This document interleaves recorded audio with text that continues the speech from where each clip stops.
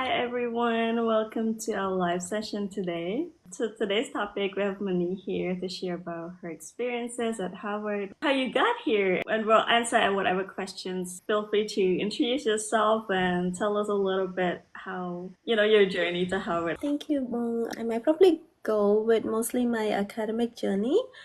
So I would love to learn more from you as well from this live video, and as always. Currently I'm doing my second master degree at Harvard in education policy analysis, concentrating on global, international, and comparative education. So I studied at Harvard Graduate School of Education, but I also cross-registered at Harvard Business School, Harvard Kennedy School, and also Massachusetts Institute of Technology as well. My journey before coming here. So professionally, I am the co-founder and partnership manager of Bumnong Academy, which we provide safe and affordable housing to students and young professionals with mentorships. Right now, we're incorporating AIs as well.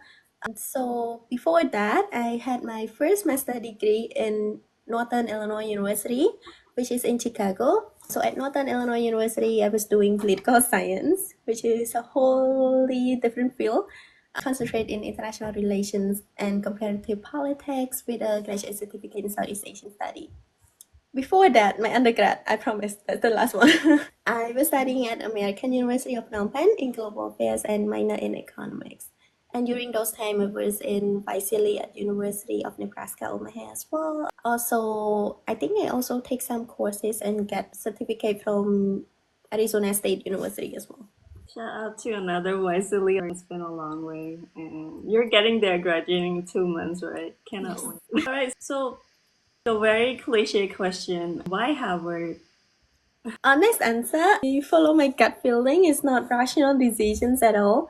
I'm saying this because I also got into University of Columbia, University of Chicago, University of Toronto, and PhD at Northern Illinois University as well at the same time. So those are the universities that I applied to and then got in.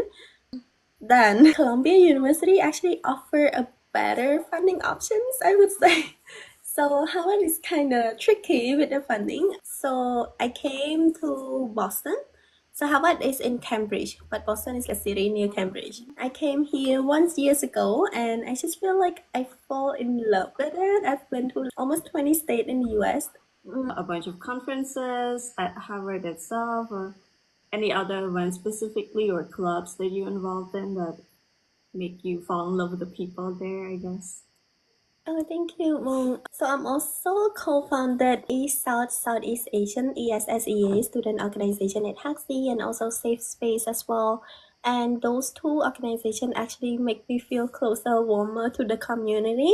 And besides that, yes, I've been joining those events, the networking events, the conference, and I do love it, Mong. And especially there's so many conferences here, so we have to pick and choose. For example, yesterday there's a conference at Harvard Law School, there's a conference at Harvard Business School, so we have to choose. I ended up choosing the business school one because it's about AI and technology. So I learned a lot about AI and robotics, and I feel like I actually learn from people in the field. So they have their own business, and then they came here and talk it's like in real life. And there's another event that Bill Gates was here. So I was like, out, oh my god. And I do learn a lot from him. Attendance in the events and what you learned from that. Can you capture for people who haven't joined that and like your impression? Does it meet your expectation or something like that? Yeah. Thank you, Mong. There are two different events. Was at Harvard for the Harvard College event, and then Harvard for all like Boston. So we have to buy the ticket for the Boston area one. And my friend and I were like, oh my god, we did not get a ticket during the early bird sale because we did not know about this, and then we knows about it like a week, and so we're like, just buy it. So we made impulsive decision. Later I realized he came to Harvard for like freaking. I'm like, what am I going to two events? Anyway, long story, it gets better because the one at Harvard, he was sharing more about like because student like asking here about AI, how does it look like in his perspective, because like now right here.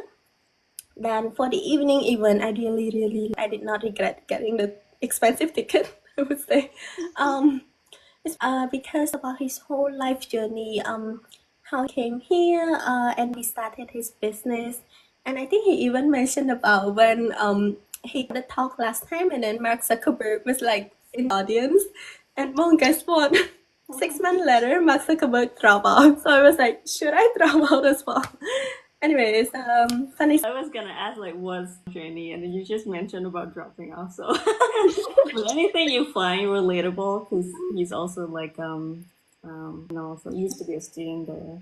Any type of experiences that you kind of experiencing the same thing, or maybe I'll somehow become a billionaire someday or something. I'm not promised about the billionaire one, but about similar experience, yes. So the evening event, how his parents raised him. So I think his dad is like similar to the way that my parents raised me. So I was shocked. I was like, wait, what's happening? So and his parents were like raising terms of not doing a direct comparisons with other people, like not telling him to do this and that. So he said that his parents never told him what to do, but the way that his parents acts make him want to come to Harvard. So I realized that it's so similar with my parents. So they told me what to do. Sometimes I feel like, oh my god, I wish they could have just told me what I should do. So I'm responsible for my own decision. Well, they did not tell me, so I have to be responsible. Which me to wanting to continue like higher better education and also coming to Harvard as well. It's quite similar. I knew that you're gonna be like not first a Cambodian billionaire soon. And conferences, and one of the favorite things you love about Harvard is getting to meet people there. A thing I guess is also like American, and not just academic context, but professional context as well. Do you have any advice for people who like feel about networking? Honestly, when I was younger, I do not like to talk to people, so I didn't really go out and talk to people. It's not like talking. So it was not the best. I not my best friend. It was like a weakness when I was young. Then I joined volunteer work. I believe we have these things in common. We volunteer works. So works actually improved me. And if I could say something about networking here at American University, in different university in the US, these perceptions. So when it comes to networking, I try to network with people with experience, like professors or startup founders who are very successful, or like people the of businesses that I look forward into. I want to communicate with friends as like network. So in a different way, I feel like I would just want to have the friendship with them instead of like a professional way. But for I do research about them. I learn it through mistakes. So I realized that if we want to get their attentions, not only we have to know about them, but knows deeply about them. For example, some professor might have some research publication. So actually read some of their publications as well to get the attentions that we're looking for. For we should also know exactly what they're doing and also find the common ground. I really love your questions because I feel like you have questions of common ground between people, and I think that's also very Thank you. Things you can do is do research in advance and try to come up with. I think you said earlier about common ground and just what you're really curious about. And also, I think you also mentioned a really good point about genuine networking, like genuine friends, just being yourself, I guess. So do it just by in classmates, or do you also happen to know them? As you mentioned also about different communities like school, yeah. Yes, thank you for the question. So we have EPA class, Education Policy Analysis class for the first semester, where all would be divided into two separate classes just because there will be too much student if it's in one class. So we have two separate classes, and then those are like our EA cohort. They even studying for EPA as well, so we get to know each other through that way. For EPA students, mostly we meet outside of classroom. Sometimes we hang out. Sometimes we also have similar classes that we are interested in. So we can choose like electives that are required and also a few other courses. So sometimes I meet them through that way. Sometimes I cross-register to business school, Kennedy School, or MIT. I also meet them through that way as well. Besides the East South Southeast Asian community, safe space, and also I joined a few other clubs like creator clubs. Because interest like creating like this. Yeah. went to a few networking events. That's how I connect with a few other people. The conference, obviously, I think those are the ways to connect with people. And surprisingly, even when I go to the library, I can also get to know people through that way. So that makes life a lot easier, I guess. So I think a lot of people are curious, like what day in a life is like as a Harvard student. Maybe a glimpse of what your typical day would look like, or that you would look forward to. thank you, Bong. I look to the graduation day. So I'll walk you through. Yeah. Oh, Harvard. It's just exciting to wait for the graduation. So day in my life a bit different depending on the day, but I would say normally I have so many meetings. Not student have to do this. Disclaimer is a day in my life, but not all students will have to go through all of this. So do not be scared after hearing this, and then you'll be like, "Oh my god, I'm not applying to Harvard." Don't do that. Apply to Harvard. We have different type of day. You can also have chill day. I also have some chill days, some months as well. So in the morning, wake up, go to school. I was on like an hour and a half last time, so half. Went to school, get started with the first class, get out of class. Right after class, I have a meeting with a professor. Right after the meeting, I have another meeting with my mentor for like business. Right after meeting with my mentor, went back to 3 more meetings with 3 different professors. Right after the meeting, go back to Howard Kennedy School. So in the morning, it was like Howard Business School. In the afternoon, it was like Howard Kennedy School. And sometime coming back from Howard Kennedy School, going to Howard Graduate School of Education for another class. Coming out of it, a few more meetings at night, working on the assignments. Sometimes we have group assignment meeting. And then later on, I have meeting for my own internal team with Mony Academy. And that's a day in my life. Such a busy day. I think it's a mix of two things I hear, like one another is meetings. So there's not much classes going on, I guess. Yes. A lot more meetings. How do you balance all of those schedule? As It's alright. I can say that I'm not good at balancing my healthy food. So I skip food sometimes, which is not healthy. Please do not do this if you're not watching this. If you're watching this, I'm so sorry. Please do not do this. Sometimes quite hectic, but thanks blender. I really blender my whole life right now. I wouldn't remember any of it without it. So just of all, at the beginning of the semester, I schedule all of the classes, and then we have the option of putting it for how many weeks until when will it end. So all of my classes are there. I go through the spring break week, delete those classes out because we're not having class. Weeks that we do not have class, I'll just take it out. So I have a calendar of classes. Then the meeting with Bomlong Academy, put it there, and then I have to schedule a few meetings with some professor earlier in advance as well. So some professors here have calendar link, which schedule office hour meeting. I schedule it just like this week and then go this week. I feel like it's too hectic, so I literally schedule for the whole semester. Then sometimes if I know that the professor is like running the schedule, I'll cancel my schedule so other students can also jump in. But it works. Yes, cool. I would love to hear about you as well, Bong. How is your study? I was gonna say, I with calendar part. I think it's very simple. Yet don't find it that helpful. Like some because it's so simple, then we have to find something more complicated, like what I do with my time and finding those inspiration and stuff. But I think Google Calendar.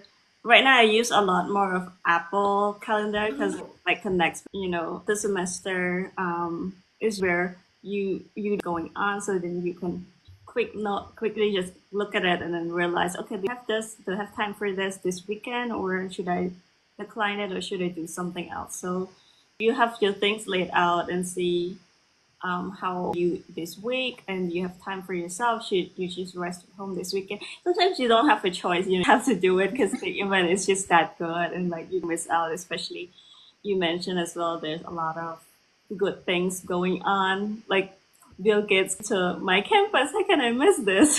Just throw away your lunch. I guess I'll try to have breakfast every morning at least. But yeah, 4 hours time. There's a lot of things going on, especially school days. But the so utilize the time differently. And yeah, especially it's something to know your energy level and what you can do with your time. So Yes, Mom, I agree with you. I saw your video when you did like a self care. I wondered, it's so cool. I'm in a good mood this morning, even though I don't usually. I have to wake up a little early on a Sunday morning for this. Thank you for waking up. I know you probably have other agenda listed up, but you know what? I wake up. So here in Rochester, it snows a lot. And then right now it's becoming like the weather is suggesting sometimes it's cold, sometimes it's not. Today, no, a moment ago it's like sun, and when I just open my window blinds, and then I hear the birds chirping, calmness. So it was a good start to the day, I guess. I like the weather here. It just feels. I just enjoy being. Can do some work. Then I plan to do this for the next 5 hours after this live video as well, so I can get some work done and unpack the suitcase. That doesn't sound like a good self care day, but it's good because you don't get anxious when you get things done, I guess. Yes, I agree. All right. Let's to the next question, I guess. So you mentioned your I think you know for people who are like interested to cover it and they think, oh, maybe I miss out with other schools and stuff. So you about with MIT or like internal other Harvard. So how does it work and what should people know about that? Oh yes, well surprisingly I didn't know about this when I accepted the offer. I have no idea. I thought I just came to Harvard because it's school of education, that's it. Then Harvard asked from like Harvard, we register to MIT and Tufts University. Not know how to cross register to Tufts, so I'm still at Harvard and MIT right now. But MIT can also cross register to Harvard as well. So the way it works is that it depends on classes. So some of the class we cannot cross register, especially some Harvard Law School classes. It's very cross register, but some of the courses it's easier to get the cross registration. I wasn't aware of this until one of my professor was telling me that because I'm into stats, so one Harvard Medical School stat class would be like in a level, so it's more advanced level compared to some stat courses that are offered, which I believe they're literally so I registered at Harvard Medical School, but knowing the context, I checked like MIT, a lot of business courses that I'm interested in. So they have business from scratch or how to scale up your entrepreneurship business. Then I professor if I could be enrolled or if I could cross register. So there are professors who will accept the cross registration. There are professors who will not, and there will also be professor who let you in without any explanation. I think the classes that I cross register, I have to send like an email. May I cross register, and that's how it works. But I also know students who, my friends who told me that they just show up, especially the first day of class, just show up and then talk to the professor. So there's a way to cross register as well. So it depends on the course that you're looking for. If you're looking for like a course a lot of students wanting to join, yes, difficult to cross register. If it's like a normal issue. Good point about people who study here in the US. I guess Boston is a pretty flexible choice. The proximity of different colleges make it more accessible in a way for you to like cross register. Just so I was at NAU before coming here, Northern Illinois University. I feel so NAU was in DeKalb. It's near Chicago, but not that near. So it's actually here.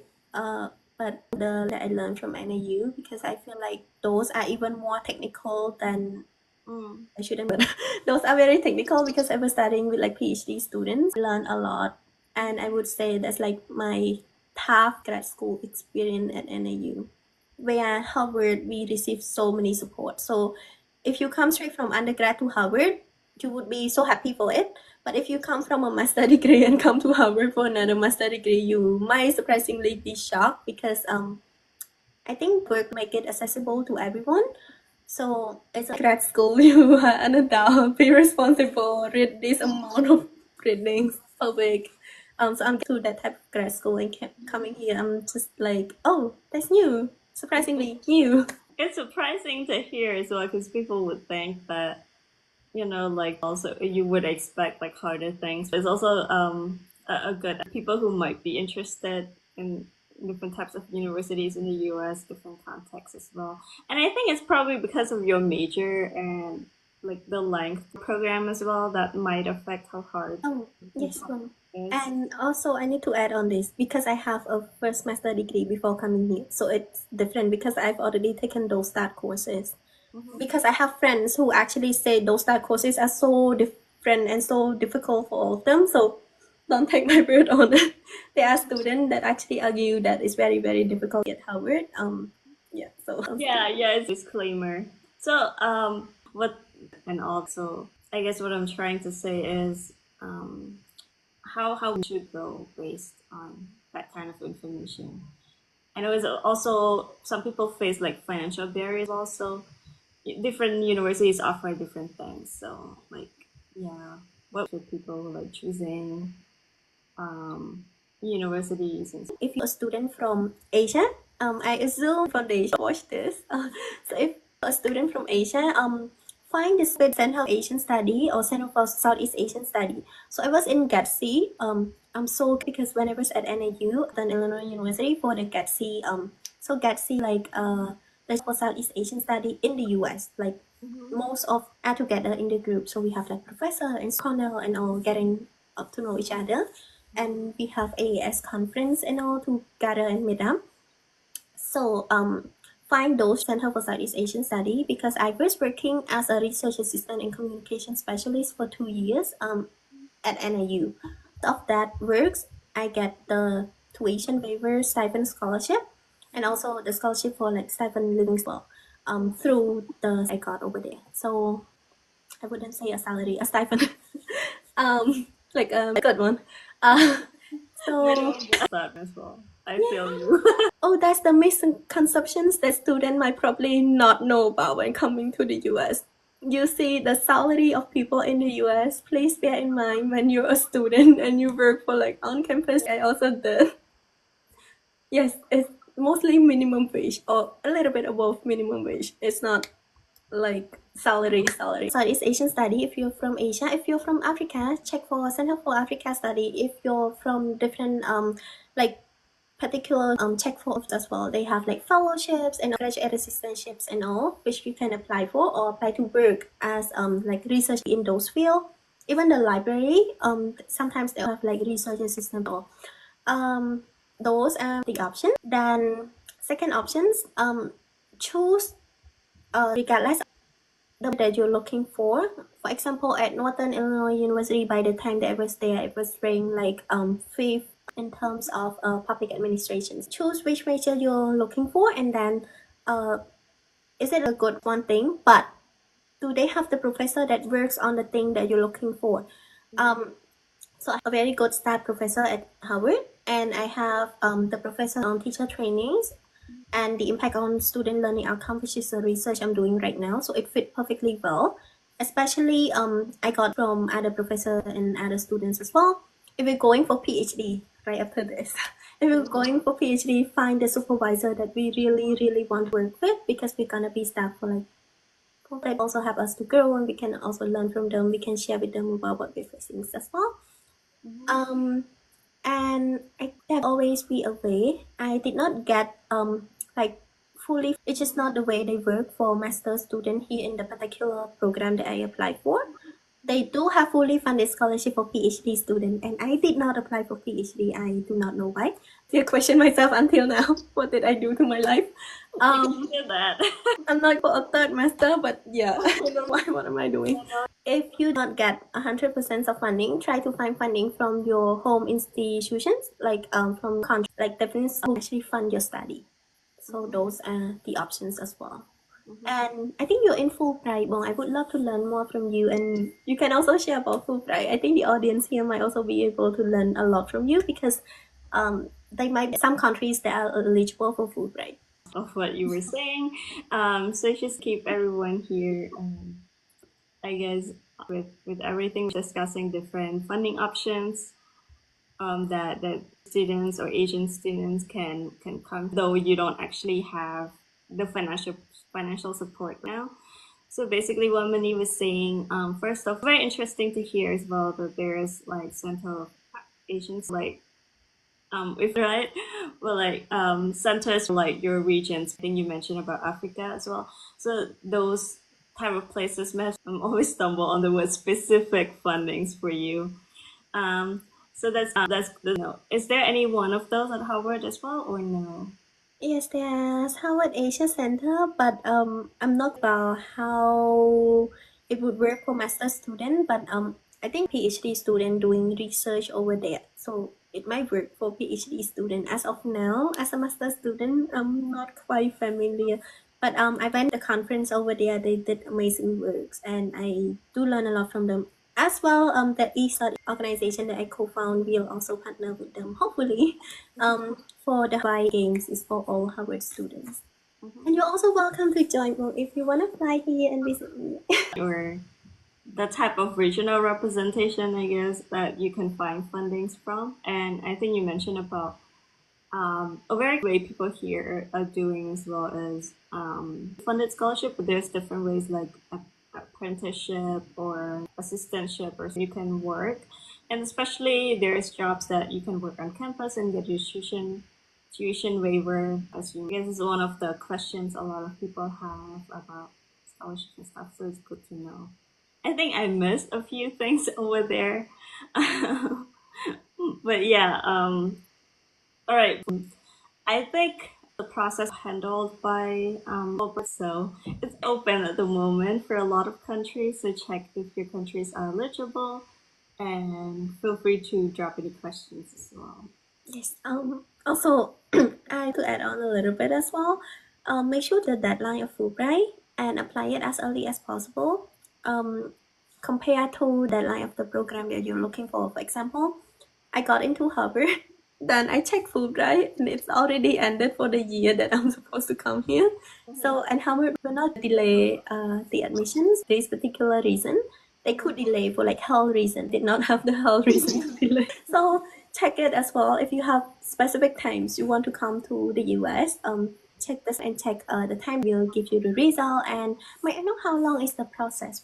So yeah, I was gonna touch on that. So it's a year, so it's 8 months or something. At end of January, early February. Currently it's I think in March. So it's the application will close around May or June, and then there's interview, and then there's orientation, and then you will start taking TOEFL, GRE stuff. So it's a few months from there, and then January back to next year, you'll be start applying for schools. So Fulbright basically will apply on your behalf to school, unless the school to apply by yourself. 4 schools. So 2 schools I have to apply it myself. So the school just require you to, like they want just go through their platforms and stuff and apply myself. But there's generally a lot of my cohort mates didn't have to do that. So I apply directly to, I apply myself through the application to University of San Francisco, which I in and did some of the supplemental essays for TOEFs as well. So that's kind of at school acceptance around January to March or something, or April, late for some people. And after that you get official confirmation that you're getting placed to a certain university and you're getting funded, and then you start applying for visa, and then you can come here in probably July or August. So that's like a timeline. It's a pretty long timeline. The thing themselves for scholarships. I other people about Australia awards and she winning as well, but a lot of those scholarships you apply directly to university, and you also have to apply to the scholarship. But Fulbright, it's kind of some process. In a way, it's helpful. They pay for you like your goals that you don't have to apply directly. It kind of saves you some time, because to do one application for Fulbright and they apply. Heard there also some PhD student, and how does it work? It is, yeah. So graduate studies, there's different applications for that, like programs for it. So I think for my program is for program, so it's like funding graduate. So you can either do a master or a PhD. So there's one of us in my cohort, and one of which is a PhD student currently at that Fulbright only is up to 2 years, I believe. 2 or I might be wrong, but I think the maximum is like 3 years, only 2 years. So, but usually for funding. So what Fulbright do is they try to match you to universities that provides the rest of your scholarships, or like a thing, so that one of a PhD student I mentioned earlier got 2 year funding from Fulbright in the first 2 years, and then the rest of the 3 years is funded by their university. So like the whole is like fully funded. Of course, you have to do like some assistance. Yeah, fund PhD students. I also met. I hosted visitor program. Yes. I believe that's what it's called. So you do like a short-term research in the university through that funding. So possibly you're already a researcher or a PhD student at like a lot of good things about how it is like, whether you love Boston and people you met at Harvard. So what about, is there any challenges that you face during your day? Yes, Yeah. that's a very good question. I think last time I was mentioning a little bit about this as well. So at the university, I just feel a better sense of belonging when I arrived there. Right now, I also feel a good sense of belonging here at Harvard. It's just that when I first arrived Harvard, there are no Cambodian students here. So it's difficult to here by myself. I was thinking, what am I doing with my life? So on the day of arriving here, I went to Harvard International Student Office. I'm like, hi, I want to do it online. Can I shift to like an online? Yes. Also, also something about funding as well. So we targets for funding. So I get the remaining funding fully funded from our in Cambodia and his wife. I'm so grateful for this. It's just that I did not know the funding that Harvard put was supposed to be for students who live like at the so basically like specific information student can get those financial income here as soon as possible. I did not know that in real life we do need more than that. So I was shocked for a moment with vaccination and all, and I was afraid of the needle, and I had a lot of injections. So I had dose vaccination in Chicago, and then I thought it could be transferred. It didn't transfer, so it was a chaos for my first few days here. And then the school was like, we your class unless you get the admission, unless you vaccination. And I'm like, oh my god, what's happening? So I went to international student office. The first I said was that, can I change it to online degree? I don't think I want to be here. I do not feel a sense of belonging, and I'm so grateful for her. I mind her names here because I did not ask permission to do so, but she's to this matter. So the response was that no, you have to reapply, and I've already paid the school fee to work. It isn't that way. So she have to reapply for next year if you want to do the virtual one. But just remember one thing. We never feel here like forever. You give it a try and find the community here. If you cannot find it, why not build one? So that's why the idea of East South Southeast Asian community here exists. Because I technically we can actually build one. So we build like student organizations, and also I feel more sense of belonging here, and getting to know more students in different classes actually make it feel a lot better. And when you came here, thank you for being here, Mom. So Thank you for showing me around Harvard. People think I go to Harvard, but yeah, no, I don't. thank you for being here because that's also an important part in my life where I see you and also your friends. I feel like, oh my god, so I see more Cambodian students here as well, and get a chance to meet my senior from undergrad who's also in Boston. So I feel like, and a few other students here at Harvard make me feel more comfortable, more sense of belonging. Oh, so I have a cousin in Massachusetts. She also huge roles as well, and went to some Cambodian community, get more sense of belonging, but it was so challenging at first. I've never this way before. I think go out of the country by myself when I was like 14 years. I was literally alone. I don't know why my parents did that. Because they didn't let me go by myself to places. They're like, who are your friends? But yeah, that's our country when I was at that age. So I feel as difficult as I was willing. So coming to Harvard last year was like the most that I felt. Also, it was like imposter. So I was thinking, what if I did not do good enough? What if I'm not good at it? So I no longer this, but yes, it was tough to international student out there or even local student in the US. If you move transition, there's like transition. You if you move to a new place, new area, just remember can always go back home. Like anytime they fly back. Well, for us Cambodians, You it's have just the money, 24 yes. hours. And you have to redo the visa, yes. Difficult, but I think I like what this is just such a limited time. You're only here for a certain period of time, then you get like the rest of your life back, so make use of it. And I'm glad you did stick around, so we get to see a lot of inspiring content from you at Howard. Thank Um, you.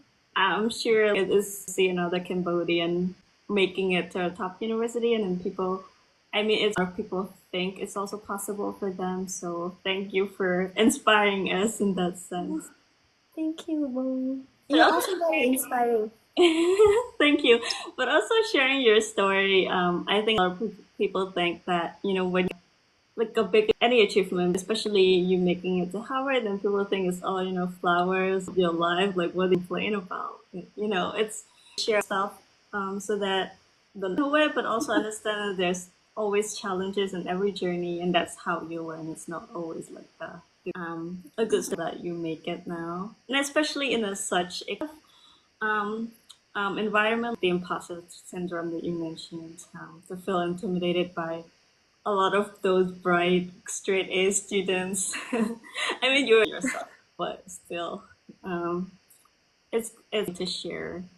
So I were at the time, and then one of the questions be, I think every student who want to go to Harvard might have is, what's your piece of advice for a Cambodian ASEAN student or anyone watching who wish to study like the application?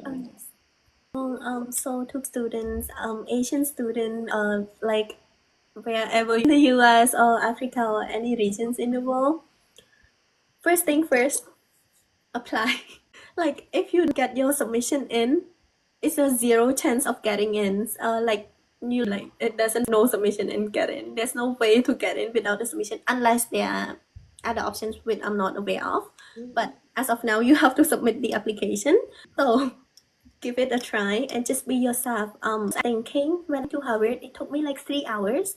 I was just like writing there because in my mind I was thinking, well, I might not. And surprisingly, thanks God, I got in. But didn't see of the leverage that we have. So for whole life, I was telling myself that being born like a middle from a developing country, I'm not privileged.